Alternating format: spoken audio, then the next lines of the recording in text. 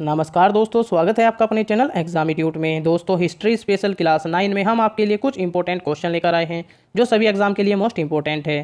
दोस्तों, अगर आपको हमारी वीडियो पसंद आ रही है तो लाइक कीजिए, शेयर कीजिए और चैनल को सब्सक्राइब करना न भूलें। चलते हैं क्वेश्चन की तरफ।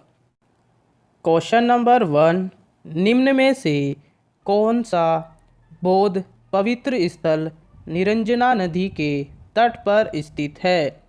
आपके पास ऑप्शन है इस प्रकार। Option A Bodh Gaya, option B Kushinagar, option C Lumbini या ऑप्शन डी ऋषिपत्तन।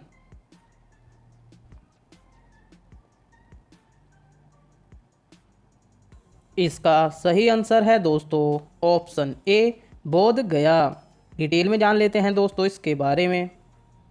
बौद्ध पवित्र स्थल बोध गया, जहाँ गौतम बुद्ध को सर्वप्रथम ज्ञान प्राप्त हुआ था, निरंजना नदी पर स्थित है। आधुनिक फाल्गु नदी को ही पूर्व में निरंजना के नाम से जाना जाता था। यह नदी दो छोटी धाराओं निरंजना एवं मोहना के मिलने के बाद बनती है। अगले क्वेश्चन की तरफ चलते हैं दोस्तों। क्वेश्चन नंबर 2, निम्न युग्मों में से कौन एक सही सुमेलित नहीं है? आपके पास ऑप्शन है इस प्रकार। Option A Karpur Manjari Harsha, option B Malavikagnimitra Kalidas, option C Mudrarakshasa Vishakhadatta या ऑप्शन डी सौंदरानंद अवघोष।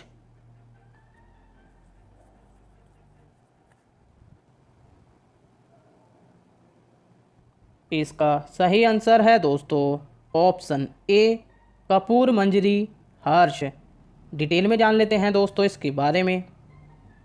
कपूर मंजरी की रचना हर्ष द्वारा नहीं बल्कि गुर्जर प्रतिहारों के दरबारी कवि राजशेखर द्वारा की गई थी।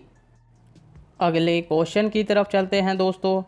क्वेश्चन नंबर 3, औरंगजेब की मृत्यु के समय मराठा नेतृत्व किसके हाथों में था? आपके पास ऑप्शन है इस प्रकार। Option A Shambhuji, option B Rajaram, option C Jijabai या ऑप्शन डी ताराबाई।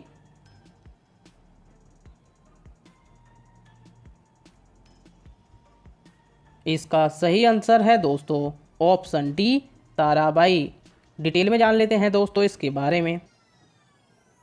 राजा राम 1689 से 1700 ईस्वी तक साहू के प्रतिनिधि के रूप में मराठों का नेतृत्व करता रहा। राजा राम की मृत्यु के बाद उसकी विधवा पत्नी ताराबाई ने अपने 4 वर्षीय पुत्र को शिवाजी द्वितीय के नाम से गद्दी पर बैठाया और मुगलों से स्वतंत्रता संघर्ष जारी रखा। औरंगजेब की मृत्यु के समय मराठा नेतृत्व ताराबाई के हाथों में था। अगले क्वेश्चन की तरफ चलते हैं दोस्तों। क्वेश्चन नंबर 4, निम्नलिखित में से कौन महाभारत के तेलुगु अनुवादों के लिए विख्यात है? आपके पास ऑप्शन है इस प्रकार। Option A Nannaya, option B Tikkana, option C Yerrana या ऑप्शन डी सभी।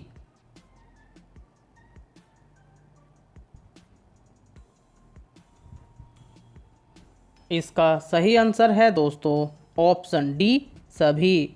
डिटेल में जान लेते हैं दोस्तों इसके बारे में। महाभारत के तेलुगु अनुवाद का कार्य 11वीं शताब्दी में ननन्य ने प्रारंभ किया था, जिससे 13वीं शताब्दी में टिक्कन द्वारा तथा फिर 14वीं शताब्दी में येयरन द्वारा पूरा किया गया।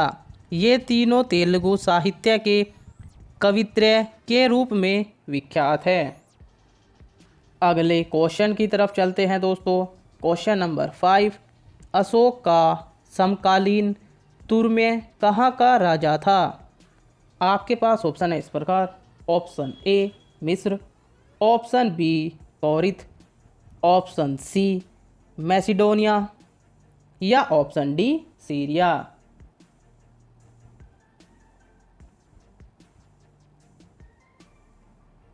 इसका सही आंसर है दोस्तों ऑप्शन ए मिस्र। डिटेल में जान लेते हैं दोस्तों इसके बारे में। अशोक के समकालीन विश्व के कुछ प्रमुख शासकों के नाम इस प्रकार हैं। तुर्म्य मिस्र नरेश, अंतियोक सीरियाई नरेश, अतिकिनी मैसिडोनिया नरेश, मग एपिरस नरेश एवं अलेक्सुंदर सिरीन का नरेश। अगले क्वेश्चन की तरफ चलते हैं दोस्तों। क्वेश्चन नंबर 6, निम्नलिखित में से कौन सा संगम पतन पश्चिमी तट पर स्थित था। आपके पास ऑप्शन है इस प्रकार। Option A Puhar, option B Tondi, option C Musiri या option D B and C दोनों।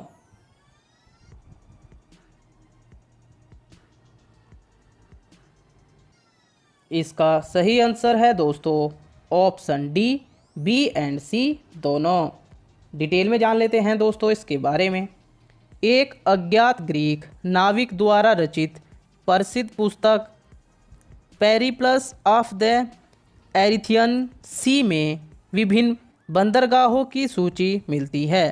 इसमें नोरा, तोंडी, मुसीरी और नेल्सिंडा पश्चिम तट के प्रमुख बंदरगाह थे। अगले क्वेश्चन की तरफ चलते हैं दोस्तों। क्वेश्चन नंबर 7, किसके सिक्कों पर बगदाद के अंतिम खलीफा का नाम सर्वप्रथम अंकित हुआ। आपके पास ऑप्शन है इस प्रकार।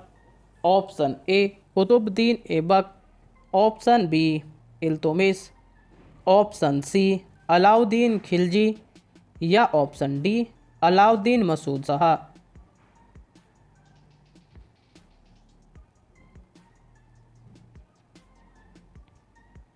इसका सही आंसर है दोस्तों option D Alauddin Masud Shah. Detail में जान लेते हैं दोस्तों इसके बारे में।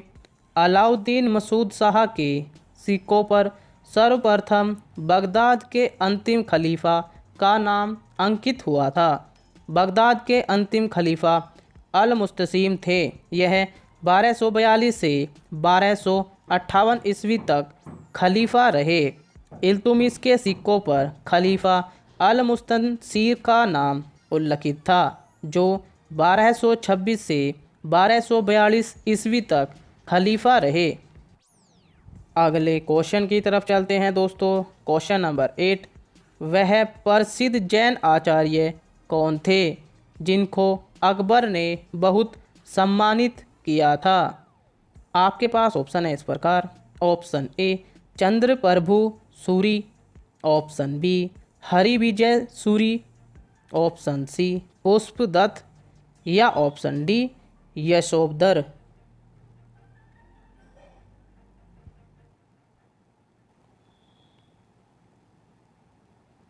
इसका सही आंसर है दोस्तों ऑप्शन बी हरिविजय सूरी।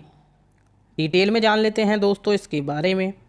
अकबर द्वारा जैन धर्म के प्रसिद्ध आचार्य हरिविजय सूरी को बहुत सम्मानित किया गया था। अकबर ने इन्हें जगत गुरु की उपाधि से सम्मानित किया था।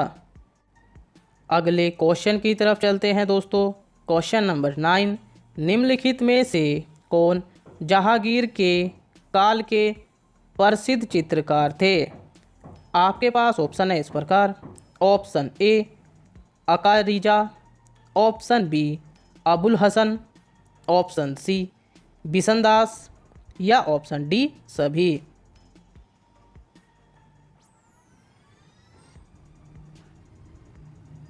इसका सही आंसर है दोस्तों ऑप्शन डी सभी। डिटेल में जान लेते हैं दोस्तों इसके बारे में। अबुल हसन, उस्ताद मसूर, फर्रुख बेग, बिशनदास, आकारिजा, मोहम्मद नादिर, मोहम्मद मुराद, मनोहर, माधव तथा गोवर्धन जहांगीर के समय के प्रमुख चित्रकार रहे। अगले क्वेश्चन की तरफ चलते हैं दोस्तों। क्वेश्चन नंबर 10, लास्ट क्वेश्चन है दोस्तों, क्वेश्चन ऑफ द डे। इतिहास में किसे जिंदा पीर कहा जाता है। आपके पास ऑप्शन है इस प्रकार। Option A Aurangzeb, option B Babur, option C Humayun या ऑप्शन डी अकबर। दोस्तों जैसे कि आप सभी को पता है, क्वेश्चन ऑफ द डे का आंसर आपको कमेंट बॉक्स में करना होता है। आपने 10 में से कितने आंसर सही किए हैं ये भी आपको कमेंट बॉक्स में करना है।